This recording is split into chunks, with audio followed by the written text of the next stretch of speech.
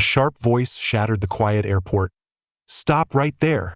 Ethan, a soldier still in uniform, turned with confusion in his eyes.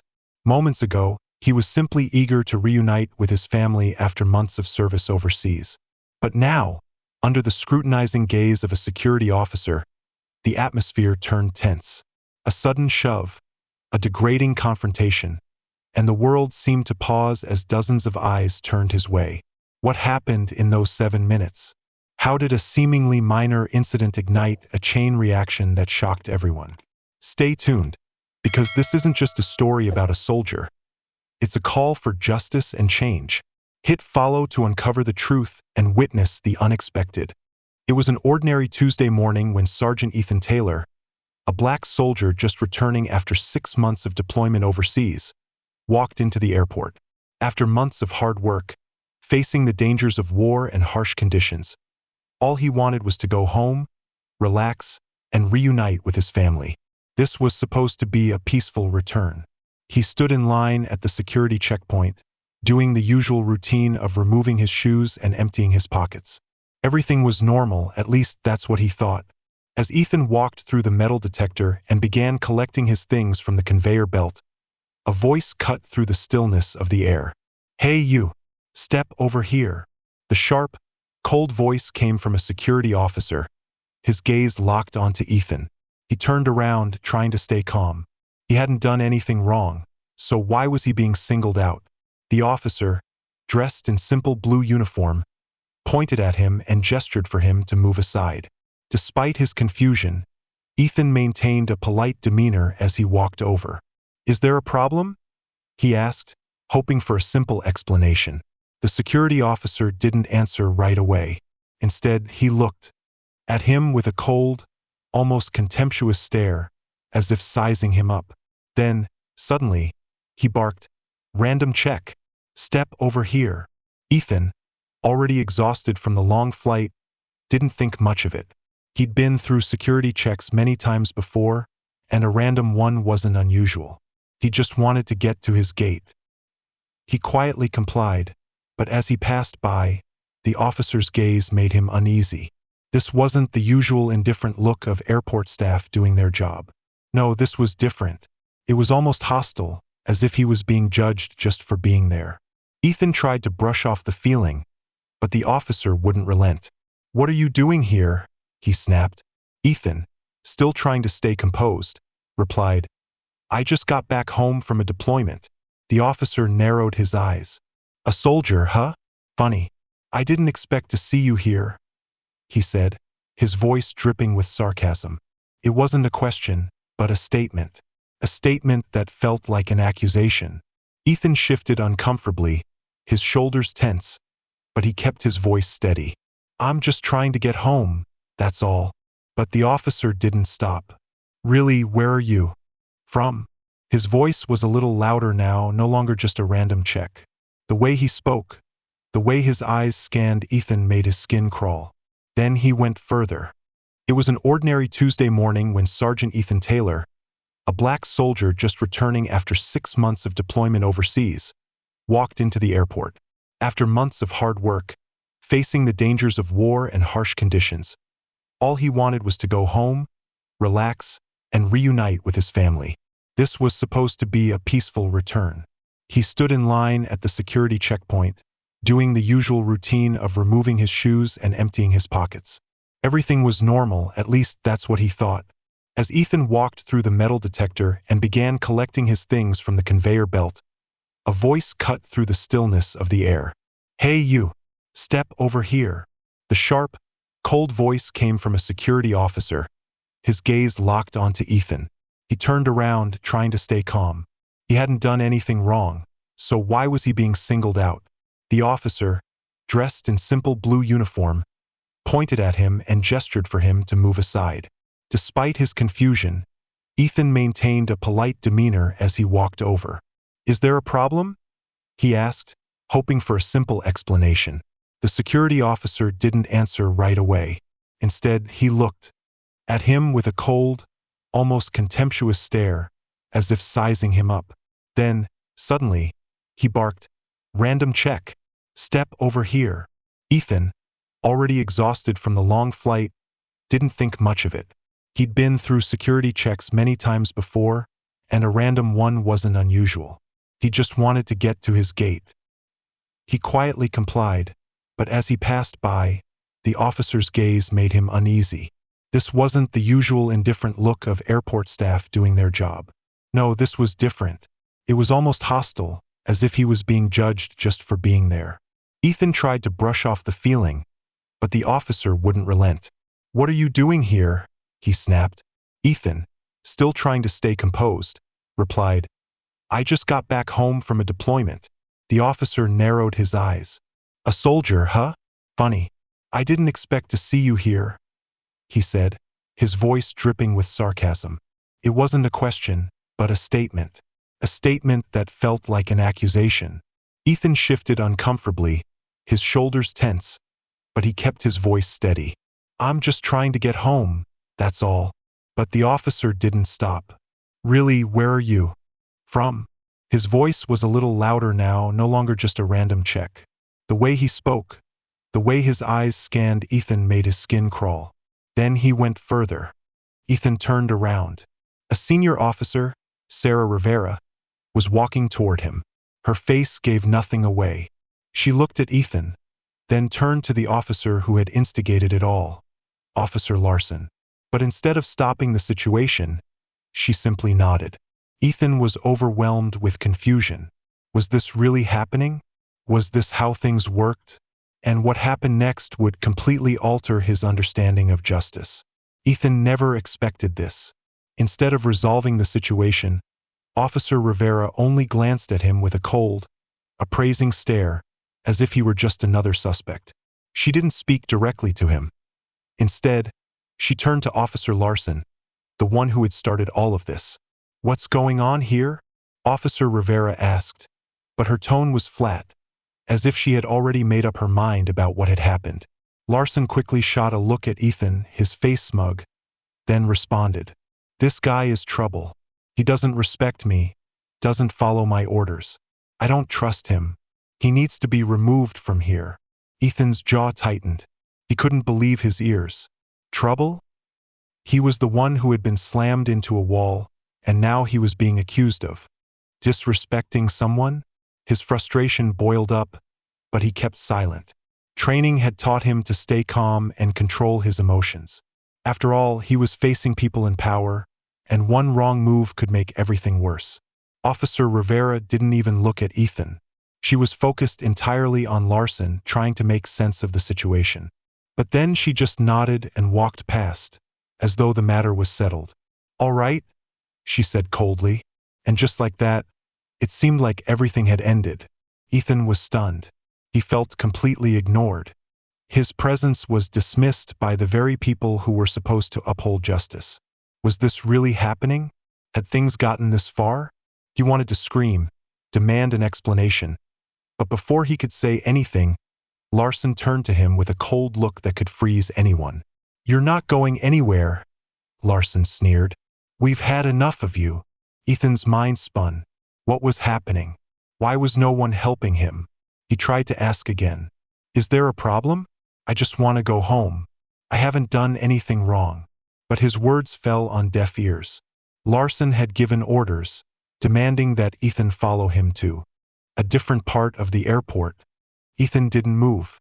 He stood there, staring at Larson, trying to process the truth of what was happening. But instead of calmly resolving the situation, Larson became more hostile. "Don't make this worse for yourself," he warned, stepping closer to Ethan again. His voice now had a threatening edge, and Ethan could feel his heartbeat quicken. He knew that any misstep could have serious consequences. He didn't want to escalate things further, but he couldn't understand what was happening. "All right," Ethan muttered, swallowing his anger. He could feel the tension in the air, but had no idea what was coming next. Was he being arrested? Was he being taken for interrogation? The uncertainty weighed on him like a heavy, suffocating cloud. As Ethan reluctantly followed Larson to a quieter area of the airport, the full weight of the situation finally hit him. The officer was treating him like a criminal, not a soldier returning home. He hadn't done anything to deserve this treatment. He was being punished for something he couldn't comprehend, and the silence from Officer Rivera, the one who should have helped, only made the situation worse. In that moment, everything came crashing down on him. He had never felt so alone and powerless.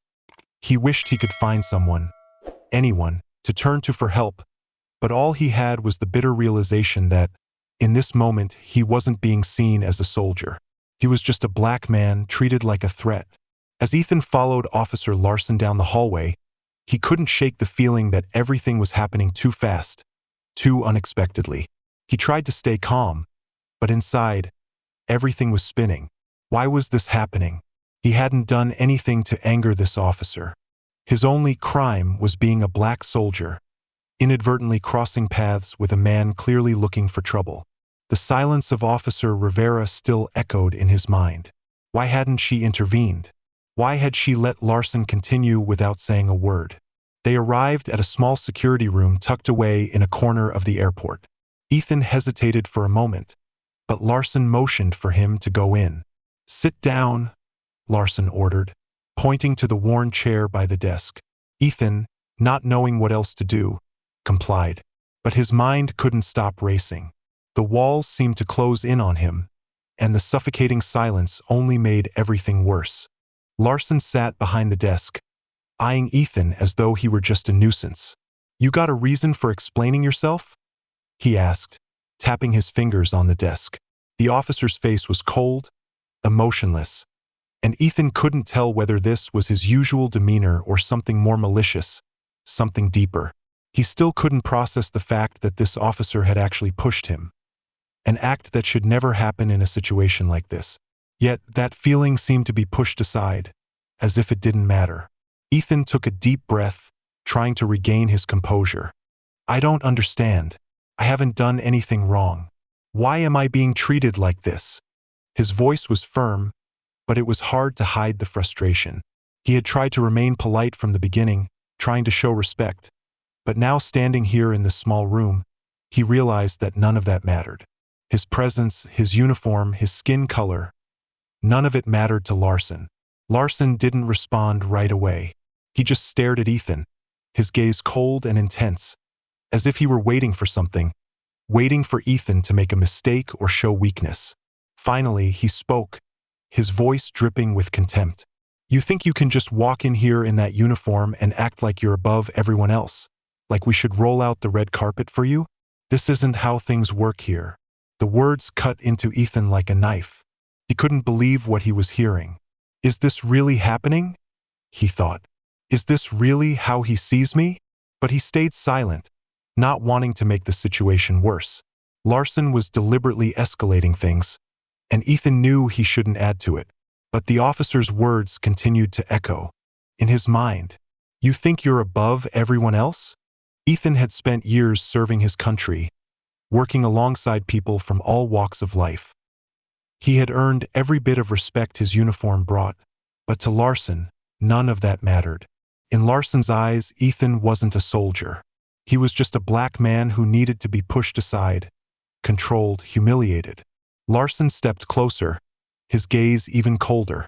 "You don't belong here," he muttered, almost to himself. "I've met people like you before.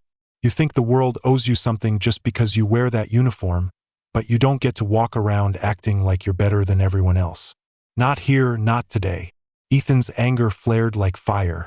It was hard to believe that someone wearing the same badge, the same uniform as him, could think like this, could treat another human being this way.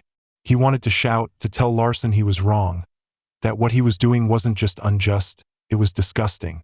But Ethan bit his lip, knowing that any outburst would only make things worse. Instead, he sat still, silently absorbing the harsh reality that this officer was deliberately treating him like trash. Just because of his skin color, that weight pressed down on him like a stone in his stomach. This wasn't just a botched random check. This was something deeper, something far more troubling. The silence in the room stretched on, and Ethan could feel his chest tighten. Larson remained silent, his eyes never leaving Ethan's, as though he was waiting for a reaction. But Ethan didn't give him the satisfaction of seeing him break. He simply sat there, silently challenging Larson, holding on to the last bit of control he had in the situation. After what felt like an eternity, Larson suddenly stood up, the chair scraping loudly across the floor. "I don't know what your problem is," he said, shaking his head, "but I'm done. We don't need people like you here. You're just a troublemaker." Ethan's heart tightened and sank. "Done? What does that mean?" Larson walked toward the door, but before stepping out, he turned back, his gaze cold and menacing. "Get out of here, soldier. You're not welcome." With that, he left, leaving Ethan alone in the small, cold room, feeling utterly powerless. Ethan sat still for a moment, his mind spinning. What just happened? How did everything go wrong so quickly? He had expected an explanation, or at least an apology, but instead he was dismissed, cast aside as though his presence was a problem. None of it made sense. None of it was right. But the worst part was yet to come, and Ethan didn't know how much worse it would get. Ethan sat there in that small room with time stretching on endlessly. Larson's words echoed in his mind. "We don't need people like you here." The words felt like a slap to the face, but also strangely familiar. The weight of those words seemed to bear down on him, like a ghost haunting him. The heaviness of what had just happened pressed down harder on Ethan. He had been humiliated, treated like an outsider in the very country he had fought to protect. And for what?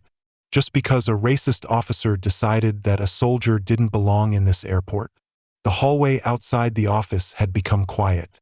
The usual hustle and bustle of the airport had disappeared, replaced by the oppressive silence that followed the incident.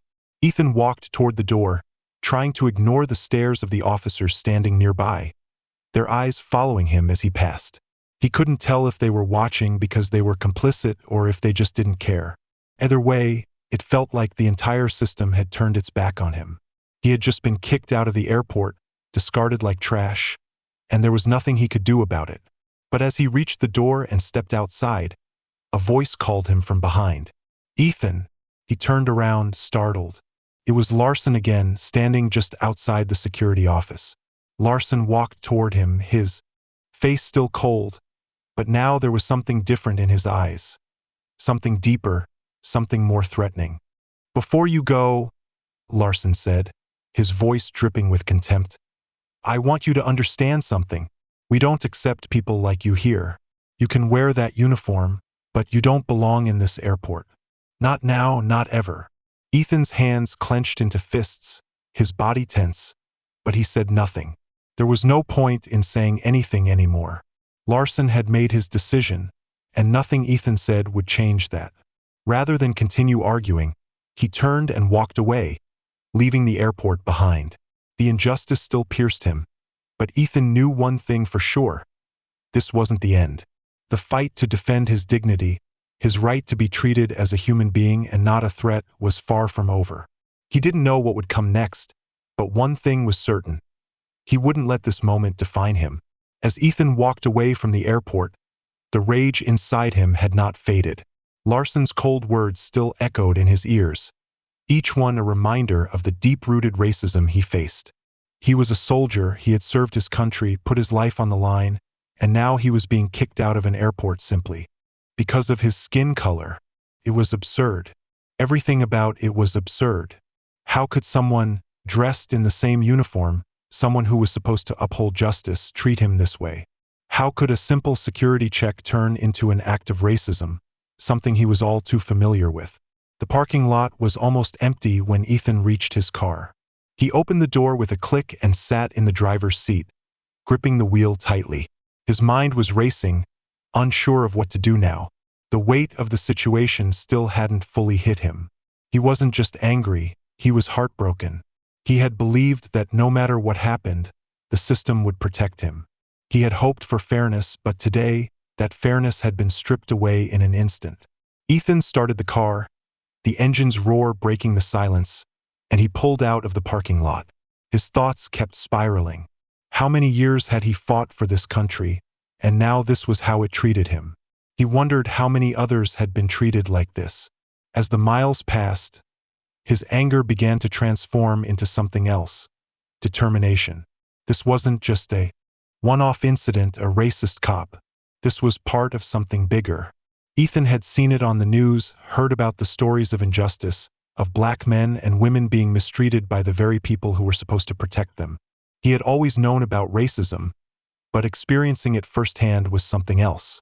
Felt like a slap to the face. And now he couldn't just walk away, pretending it didn't happen. But what could he do? How could he make them understand the pain, the humiliation he had just endured?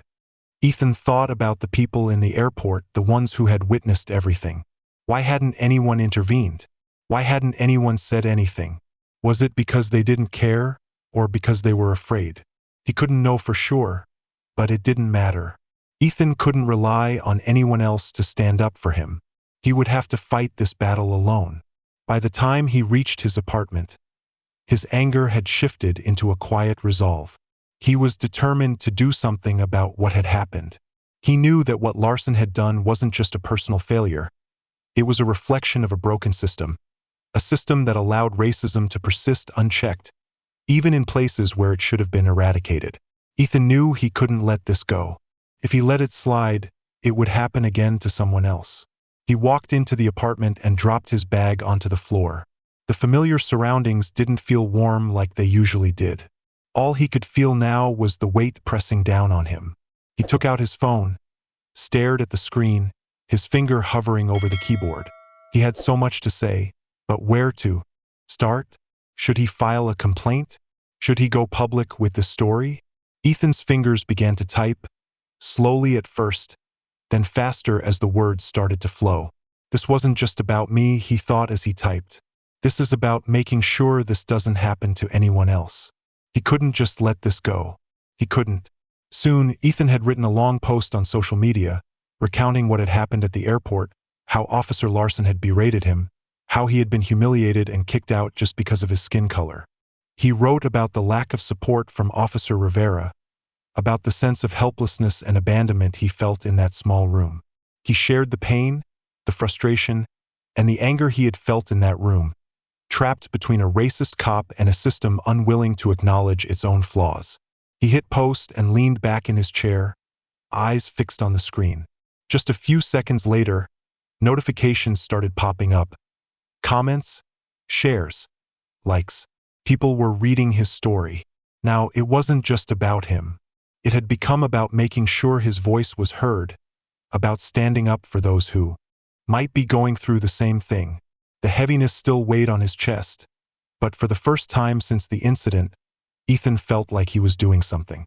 He didn't know where this would lead, but one thing was certain. He wasn't going to back down. He couldn't let this injustice slide.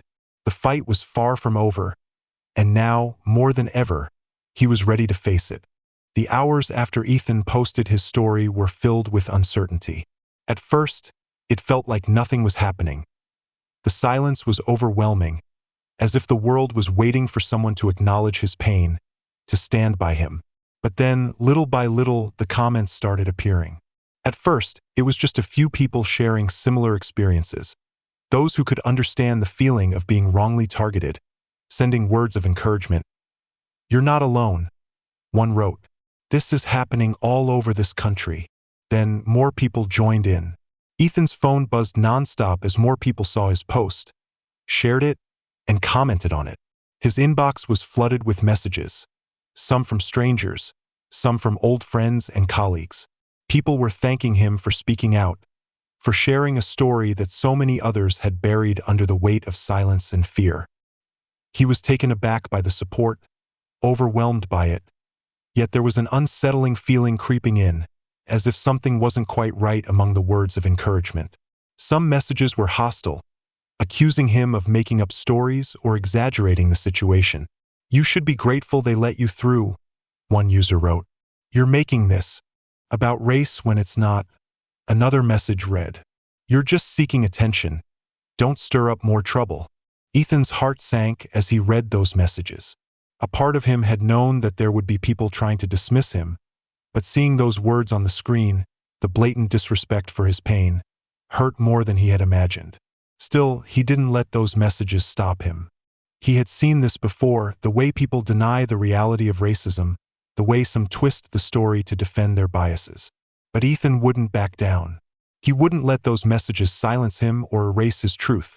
As the evening wore on, his story continued to spread. The media began to reach out for statements, for interviews. His post had gone viral, attracting the attention of local news stations and influencers on social media, many of whom were equally outraged by what had happened. Felt like a dream. Ethan had never imagined his experience would become a public call to action. But now, it was spreading across the country, turning into a conversation that people could no longer ignore. No longer just an isolated airport incident. It wasn't just his issue anymore. It was about a much larger, deeper problem within American society, an issue that affected people of color every day. That night, as Ethan scrolled through an ever-growing sea of responses, a sudden realization hit him. The wave of responses wasn't just because people agreed with him, but because those who had witnessed what happened recognized that they had to do something. It was a collective outrage that had been simmering for a long time, waiting for a moment like this to explode. Ethan realized that he had sparked something much bigger than himself. The calls began pouring in. There were calls from organizations dedicated to racial justice, offering support, asking him to share his story with a wider public. There were also calls from legal groups advising him to file a formal complaint, to take the matter to court. But Ethan wasn't sure about that. The legal system had never been fair to people like him. What good would it do? The more he thought about it, the more he realized that this wasn't just his fight. It was a systemic issue, a bigger problem. But he knew he had to keep speaking out, because his voice now mattered. Just as everything seemed to be unfolding at a dizzying pace, Ethan's phone buzzed again. This time it was a call from his commanding officer, Coral. "Ethan," came the stiff, formal voice on the other end. "This is Lieutenant Matthew from your unit. I've seen what's going on, and I just wanted to call to check if you're okay." Ethan was surprised. "Thank you, Lieutenant," he said, his voice softer, the fatigue of the day beginning to settle in his muscles. "I'm okay, but there's a lot to think about. I didn't expect this to blow up like it has." There was a brief silence on the other end of the line. Then Lieutenant Matthew spoke again, his tone a little gentler. "Look, I can't speak for the airport, but I want you to know that I support you. If you need anything, don't hesitate to reach out. We're a team, and as far as I'm concerned, you did nothing wrong." Ethan nodded, though Lieutenant Matthew couldn't see him. Hearing those words, "You did nothing wrong," felt like a small weight lifting off his shoulders. It was a reminder that not everyone in power thought like Larson, that not everyone was willing to turn a blind eye to injustice. It made him feel a little better, though the situation was far from over. After hanging up, Ethan stared at his phone. He had spoken with a few supporters, but this was different. These were people from his unit, people he had served alongside, people who had fought beside him. The reality began to sink in. This was his chance to create real change. Not just for himself, but for everyone who had ever endured such treatment. This wasn't about personal revenge or settling a score. This was about exposing a problem that had been ignored for far too long. He was no longer just a soldier. Ethan was becoming a symbol, a voice for those silenced by fear or the system. It was about raising awareness of systemic racism in law enforcement, about giving a platform to those who had been overlooked for far too long. As the night wore on, Ethan knew the battle was far from over. The road ahead would be difficult, but he was no longer afraid. He now had a cause, the support of his community, and the courage to keep pushing forward, no matter the obstacles. The world was listening, and Ethan was ready for his voice to be heard. The following days passed in a blur of interviews, calls, and messages flooding in from every corner of the internet. Ethan barely had time to process everything. His story had sparked outrage, but it had also ignited conversations he never imagined he'd be a part of. People were talking about racism, abuse of power, and the deep-rooted systemic racism embedded in institutions across the country. It was no longer just an isolated airport incident. It was a symptom of a much larger issue. Despite the overwhelming support, Ethan couldn't shake the feeling of exhaustion. Every interview, every message felt like another reminder of the humiliation he had endured, another blow to his sense of security. He had spent years in the military, fighting for the country, believing it would protect him. But in that airport, in that small room with Officer Larson, he had come to a painful truth. The country he had sworn to serve didn't always see him as an equal. Still, he knew this issue was bigger than him. He had opened a door, and now people were starting to listen. But with that attention came pressure. The more people knew about his story, the more they expected him to do something with it, to act in a way that would create change. Ethan felt the weight of that responsibility, but what could he do? What was the right thing to do in this situation? Could he change anything, or was he just one of many voices on a long list of people who had tried and failed? One afternoon, a call came from a prominent civil rights organization. Ethan had heard of them before, the Alliance for Justice and Equality. They had worked on cases like his for years, fighting for victims of racism and police violence. When the voice on the other end of the phone introduced themselves as one of their senior attorneys, Ethan's heart raced. "Lieutenant Ethan, we've been following your story closely. What happened to you at the airport is unacceptable, and we want to help you. You don't have to face this alone." The relief he felt in that moment was overwhelming. He had been struggling with the decision of whether to take legal action, unsure if anyone would listen, but now, with the backing of a major organization, everything felt different. It was no longer just his word against that of a police officer. Now, there was a team of experienced people who believed in his cause, who would fight with him. "We're ready to support you in any way we can. We can help you file an official complaint, bring this into the public eye, or even take it to court if that's the route you want to take." The attorney's voice continued. "You've started something big, and we want to help you see it through." Ethan sat in silence for a moment, unsure how to process everything he had just heard. The thought of fighting a legal battle was daunting. He had never been in a courtroom, and just the idea of facing the very system that had betrayed him terrified him.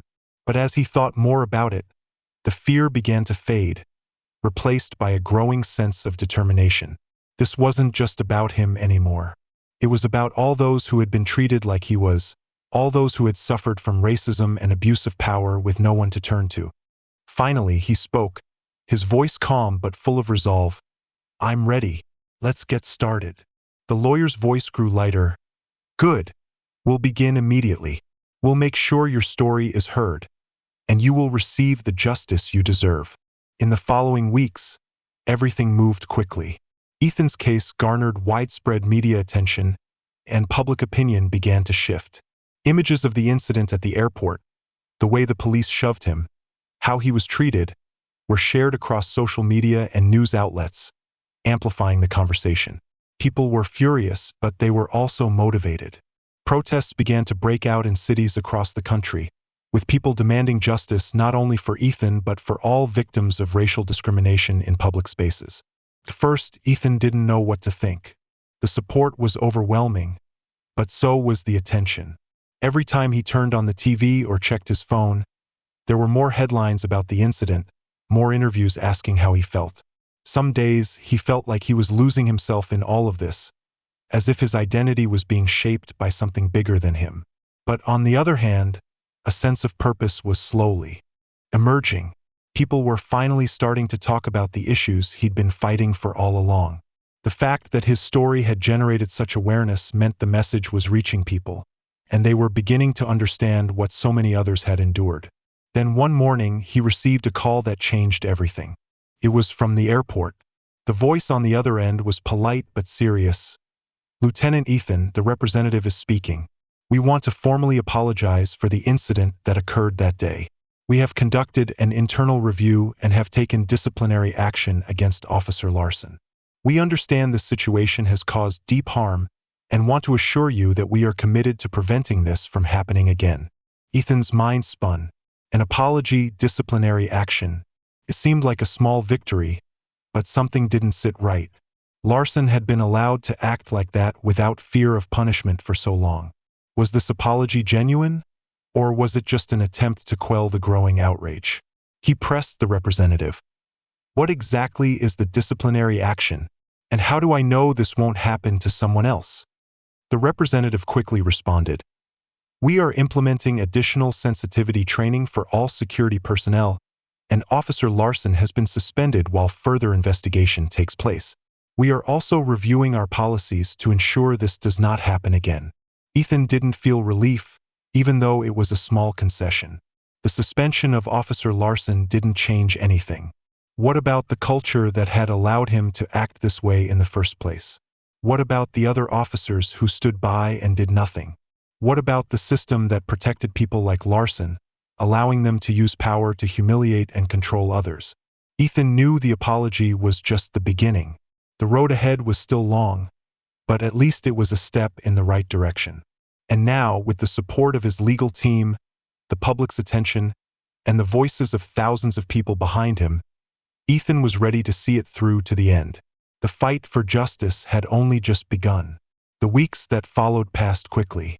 Ethan, along with his legal team, began preparing for the next phase of the battle. The airport's apology no longer held any value for him. It was just a small concession to calm the storm, not a real confrontation with the deeper issues of racial discrimination within law enforcement. But Ethan wasn't in this fight just to receive a simple apology. He was fighting for something much bigger.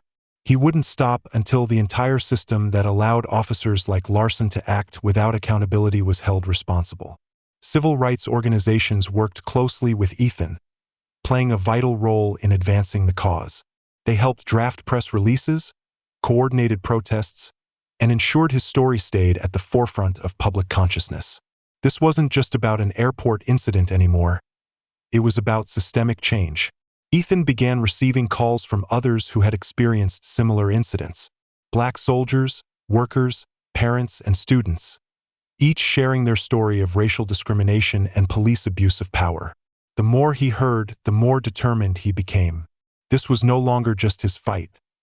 It was the fight of thousands, even millions, who had suffered in silence for far too long. But there was another side to this. Ethan was now facing constant public scrutiny. His social media became a battleground, where people praised his courage, but also condemned him for stirring up trouble. His phone rang incessantly, sometimes with offers of support, other times with threats and hateful messages. The pressure from all of this was overwhelming, at times making him feel like he couldn't breathe, as if every word, every message was another weight pressing down on him. Every action he took was scrutinized, criticized, and dissected. Despite the immense pressure, he knew he had to keep moving forward. He had started this fight, and he couldn't turn back now. He couldn't let the noise around him derail him. There were people who needed him to stand firm, to continue speaking out no matter how hard it got. One evening, as Ethan sat in his apartment, eyes fixed on his phone, he saw the situation escalate. The airport had released a statement declaring that Officer Larson had been temporarily suspended during the investigation and that the incident was regrettable but an isolated case. The airport had promised continued training for its staff and maintained its commitment to diversity and inclusion. Everything sounded rehearsed, like the words of a corporation trying to placate public opinion without addressing the real issue. Public response to the airport statement was swift. People were dissatisfied with that answer. The statement felt like a band-aid over a wound that needed surgery. Larson wasn't the only problem. He was just a symptom. The whole system needed to change. Ethan knew what he had to do next. The day after the airport's announcement, Ethan stood in front of the camera once again. This time, it wasn't a brief interview. It was a major news broadcast that would air nationwide. His legal team had arranged this interview to keep the pressure on, to make sure the airport couldn't dismiss the issue. Ethan felt nervous, but there was also a quiet determination within him. This was his opportunity to speak directly to the public, to tell the truth about what had happened and demand real action, not empty promises. As the crew set up, Ethan's mind drifted back to his early days in the military, when he first put on his uniform and swore to serve his country. He had been so proud at the time, proud to defend the ideals that America claimed to uphold. But after everything that had happened, after everything he had endured, he wasn't so sure anymore. How could he have spent months serving a country that didn't always treat him fairly? The interview began, and Ethan took a deep breath. The host asked him about the incident, how he felt when Larson criticized and shoved him. Anger began to rise within Ethan again, but he kept his voice steady. My feeling was one of humiliation. I felt degraded. It wasn't just the shove or the way he spoke to me. It was the fact that no one stood up for me. No one said anything. Officer Rivera just stood there while Larson treated me like that, and that's what hurt the most. Knowing that the people with the power to protect us were the ones doing this. He paused, letting his words sink in before continuing. And it's not just me. This happens to black people every day. It happens at airports, on the streets, in schools, in stores. It happens in places where we should feel safe. And when we speak up, we're told to be quiet, not to make a scene. But this is the reality we face, and I won't be silent anymore. I won't stop until there's change. Ethan's voice was firm, each word filled with an unwavering resolve. The host nodded, clearly moved by his words. But Ethan knew this wasn't enough. The interview would air and people would watch, but the system would continue to operate unless there was real, sustained pressure to force it to change. The following days passed in a blur of interviews, protests, and ceaseless exchanges. But Ethan knew that the road ahead would not be easy. He was no longer just facing a racist cop. He was now battling a system built on injustice and inequality. The path ahead would be long and difficult, but Ethan had no intention of backing down.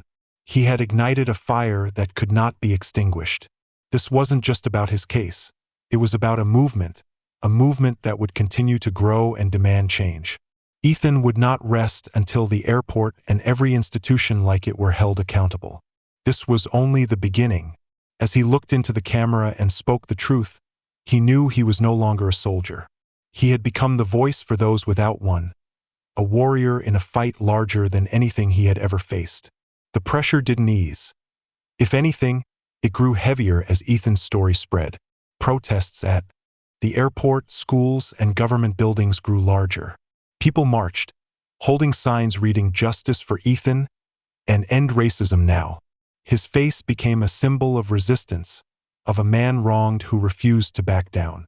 The media across the country continuously updated his story, with breaking news every day. Politicians, activists, and even celebrities began speaking out. Some expressed support while others were more cautious, but the conversation had shifted. Amid the chaos, Ethan began to feel the weight of it all. The constant phone calls, interviews, and endless messages were mentally and emotionally exhausting. There were days when he felt like he couldn't escape it, like every second of his life was consumed by the fight for justice. He was no longer just dealing with the mental scars from what had happened at the airport. Now he carried the burden of an entire movement. In the midst of this storm, Ethan found comfort in the support of family and close friends.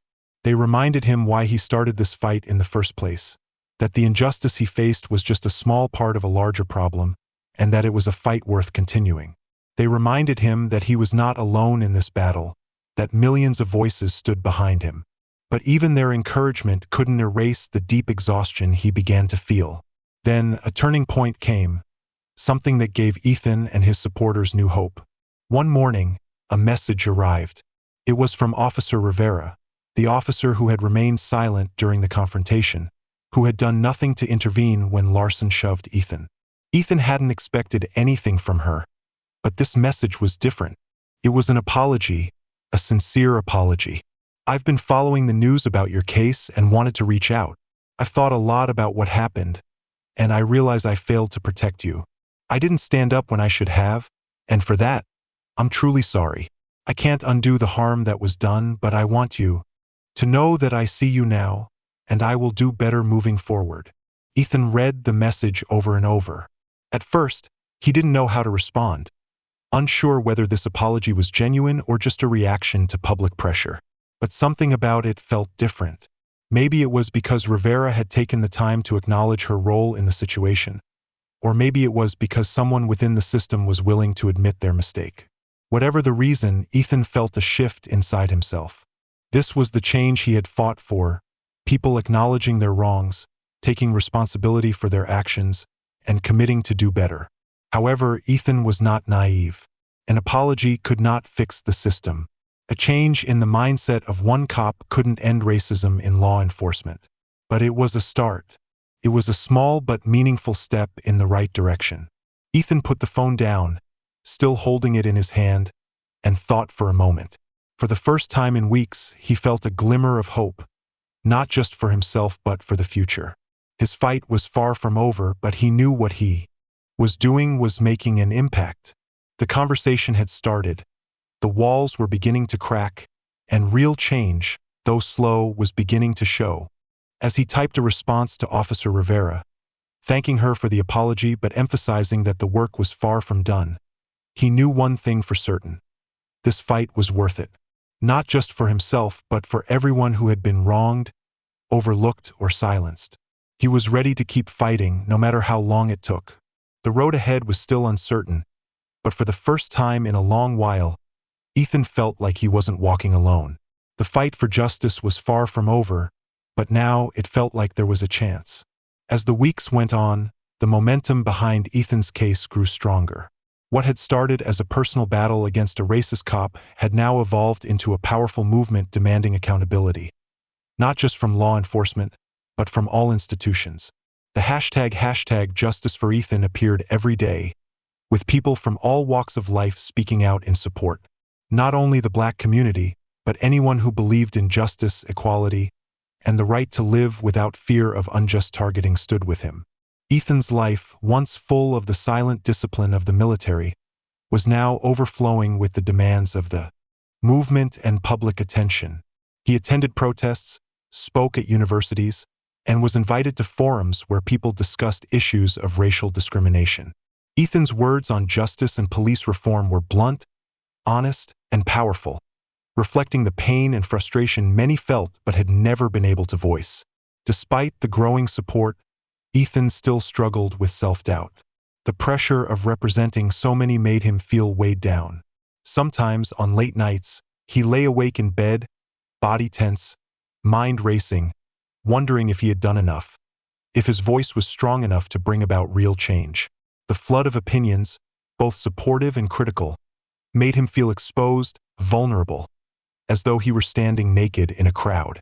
But whenever he doubted himself, he thought of the people who had shared their stories with him. Stories of being targeted, silenced, and pushed aside. He was no longer fighting just for himself. He was fighting for them too. Then there were the quiet victories that fueled him. The first sign of real change came when the airport's internal investigation was completed. Officer Larson, who had been suspended during the investigation, was officially fired. The airport issued a public statement, acknowledging that Larson's actions were unacceptable and announcing new policies for racial sensitivity training. It was a step forward, but Ethan knew that wasn't enough. One cop out of thousands nationwide couldn't solve the problem. This was just a small piece of a much larger issue. But Ethan didn't stop there. He kept pushing, demanding more. He partnered with organizations and lawmakers to introduce bills calling for comprehensive police reform nationwide. The goal was not just to hold bad cops accountable, but to change the culture that allowed them to act without fear of consequences. He didn't want a few apologies or symbolic gestures. He wanted systemic change, a cultural shift that could affect every area of society, from law enforcement to corporate boardrooms. His work was not without its challenges. There were times when it seemed like public attention would gradually shift, as if the news cycle would move on to the next tragedy or scandal. But Ethan persisted, knowing that each protest, each interview, and each person who shared their story added another brick to the foundation of change. As the summer turned to fall, Ethan's fight continued, but he also began to notice the toll it was taking on him. The unrelenting media cycles, the constant interview requests, and the pressure to be the perfect spokesperson for racial justice began to take a toll on his mental health. Each day brought new challenges, new attacks, new expectations. There were days when the weight of it all made him feel like he couldn't carry it anymore. Hate mail, online racist comments, and trolls trying to smear him. It all seemed like too much to bear. He knew he couldn't let it stop him, but there were moments when he wished he could return to his peaceful life, where he didn't have to stand in the spotlight, where he didn't have to endure judgmental stares. Although he had become the face of a movement, every time he thought about quitting, Ethan remembered the people who had reached out to him, the ones who said his voice had changed their lives. They shared their pain, their stories of the injustice they had faced, and Ethan knew he couldn't turn his back on them. One of the hardest things Ethan faced was the growing division in the country. Despite receiving overwhelming support from the majority, there were still those who rejected the idea that racism was a problem in law enforcement, who saw Ethan's actions as divisive rather than unifying. Some who had once remained silent were now openly hostile. The issue was no longer just Ethan's. It was about the larger conversation on race and privilege.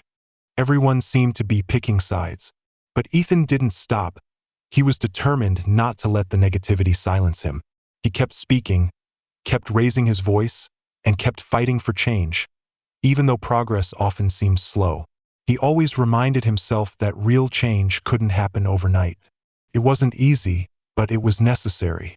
In a meeting with lawmakers in Washington, Ethan was asked about his vision for the future. It was a simple question, but it made him pause. What did he really want? What was his ultimate goal in all of this? He took a deep breath before answering. I want a world where my children don't have to fear being treated differently because of the color of their skin. I want a world where people are seen for who they are, not for the prejudices others place upon them. I want a country that lives up to the values it proclaims. Freedom, equality, justice for all, without exception. The room went silent. Ethan knew that this fight was far from over, but for the first time in many months, he felt a clarity in his mind. He knew what he was fighting for, and no matter how long it took, he couldn't stop. The change he hoped for would take years, maybe decades, perhaps even longer, but he was ready to spend his entire life fighting for it. He wasn't alone in this battle, and together, they would ensure that the world his children would inherit would be better than the one he had grown up in. The road ahead was still unclear, but Ethan now understood that true change didn't come from easy victories or quick solutions. It came from perseverance, from voices that wouldn't be silenced, and from a community willing to stand up together and demand more. With that understanding, Ethan knew he was ready for whatever came next. The battle was never over, but he was no longer just a soldier in an army. He was a soldier for justice, and he would continue to fight until the battle was won. As winter approached, the fight for justice raged on, but so did Ethan's exhaustion. His body was tired physically, mentally, and emotionally. He had been in the battle for months, constantly speaking out, fighting, and trying to balance the overwhelming expectations placed on him. Each day felt like another hard-fought battle, and the spotlight on him felt like a double-edged sword. It was a platform for change, but it was also an endless weight.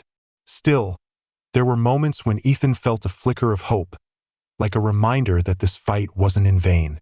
One of those moments came when a massive national protest was organized in Washington, D.C., and Ethan was invited to be one of the keynote speakers. Thousands of people gathered for the March for Racial Justice, and Ethan stood before them, gazing out at the sea of people united in solidarity. It was no longer just his story. It was a shared fight for equality. As he stepped up to the podium, his heart raced in his chest, each beat threatening to explode. The weight surged within him of personal pain, of the pain of everyone who had shared their stories, of the pain of a system that had long neglected people of color. It all pressed down on his shoulders, but he knew he had to speak. This was why he didn't give up, because of moments like this, when he could stand and say enough was enough. He began to speak, his voice steady but filled with passion. We're not just fighting for one person's dignity. We are fighting for all of us.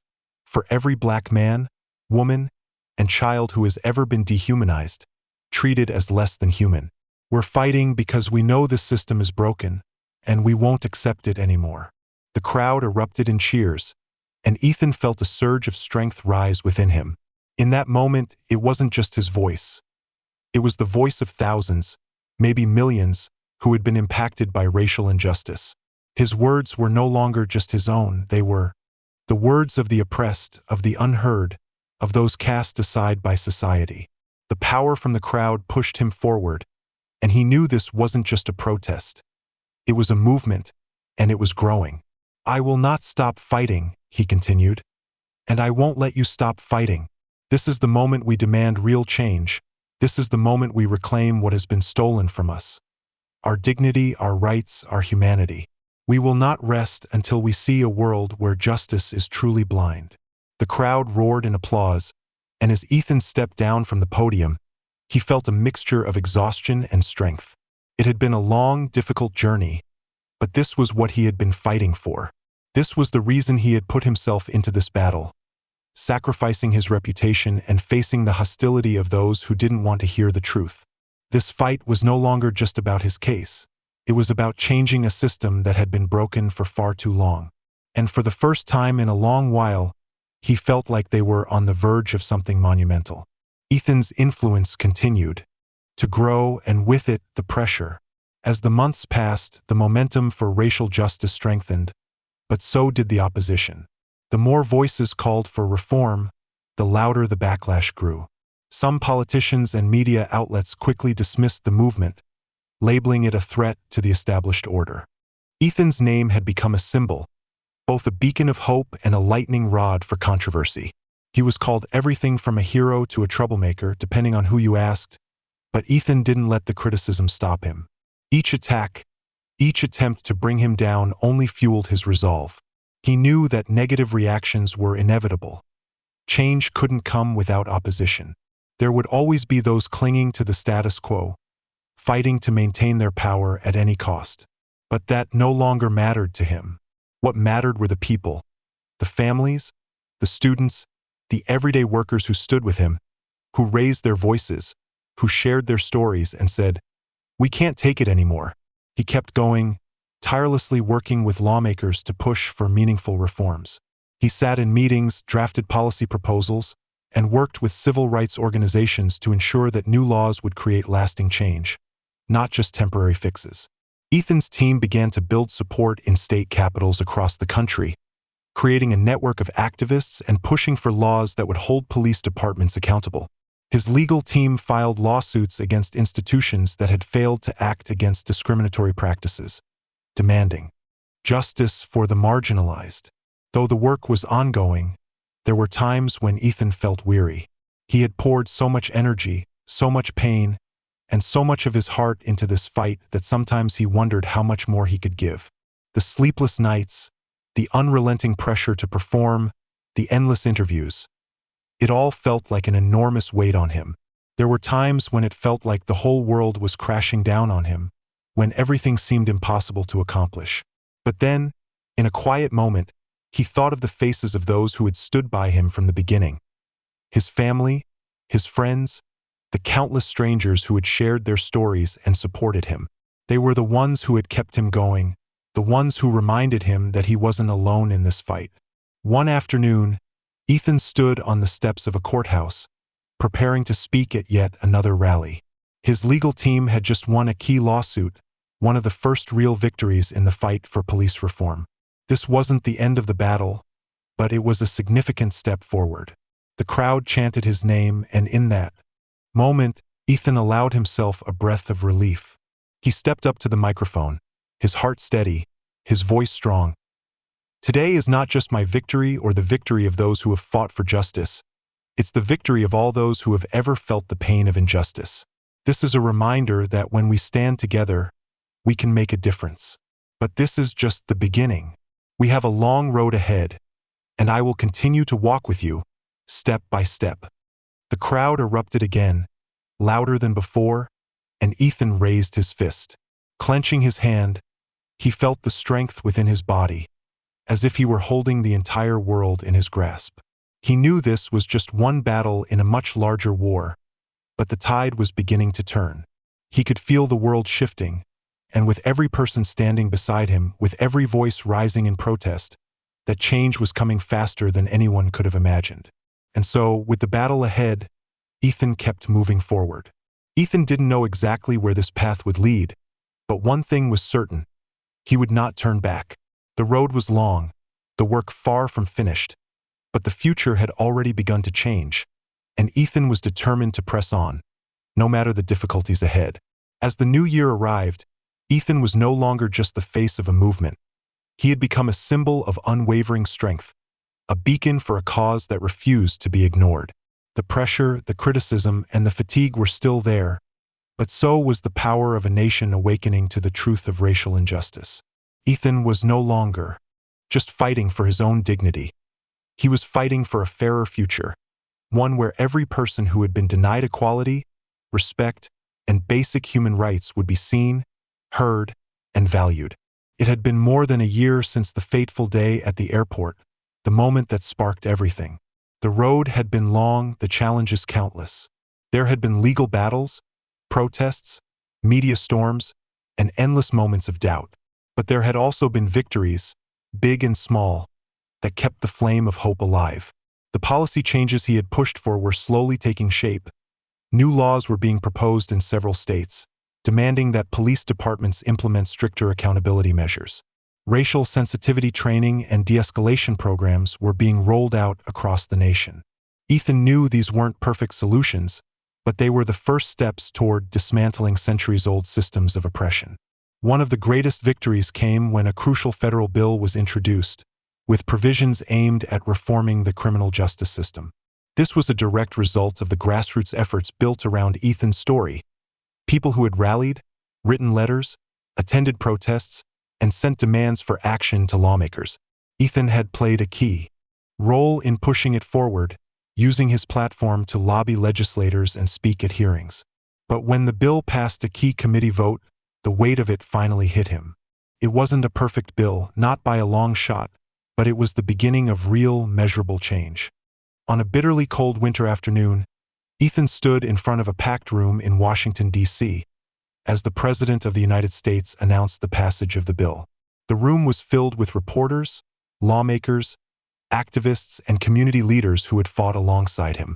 Ethan was invited to speak, and as he approached the microphone, the gravity of it all, the years of hardship, the years of struggle, the long hours of relentless work weighed heavily on Ethan, but he also felt a deep sense of pride.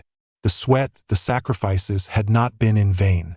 "I never imagined I'd be standing here," Ethan began, his voice steady but full of emotion. "More than a year ago, I was just a soldier trying to get home, trying to get through another ordinary day.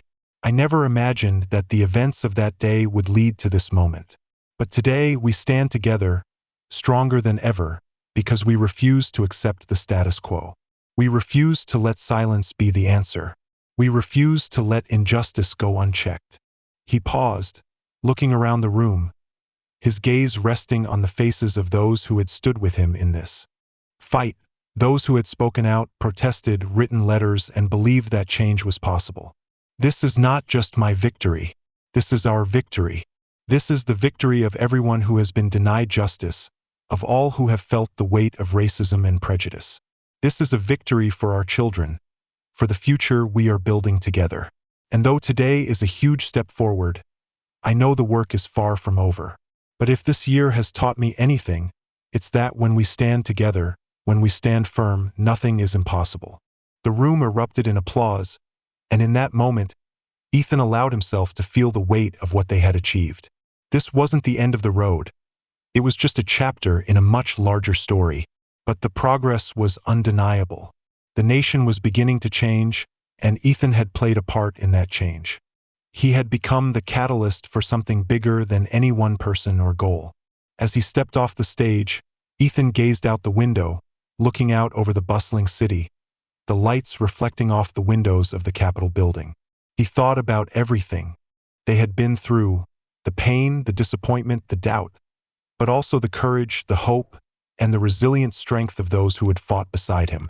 He thought about his family, his friends, and the countless strangers who had supported him from the very beginning. And for the first time in a long while, Ethan felt a deep, profound peace. The road ahead would still be long, and the fight was far from over. There would be more battles, more injustices to confront. But in that moment, Ethan knew they had won something great. They had started a conversation that could never be silenced. They had ignited a movement that no one could ignore. And Ethan realized this was just the beginning. This story reminds us of the power of perseverance and determination when standing up for what's right. Have you ever felt the pressure of fighting for justice, knowing the obstacles you'd face? Share your thoughts in the comments. Your voice could be the spark for positive change in the community. If you found this story meaningful, don't forget to share it with your friends and loved ones, spreading the message of fairness and resilience. Thank you for following and supporting. Let's work together to build a fair and respectful society, one small step at a time. Wishing you strength and success. Thank you for supporting the channel. Please like, share, and subscribe to receive the latest updates. The stories are collected from various sources and do not represent any individual or organization. They are shared with the intention of spreading human values in life and have been rewritten with the support of AI. If there are any mistakes, kindly overlook them with understanding.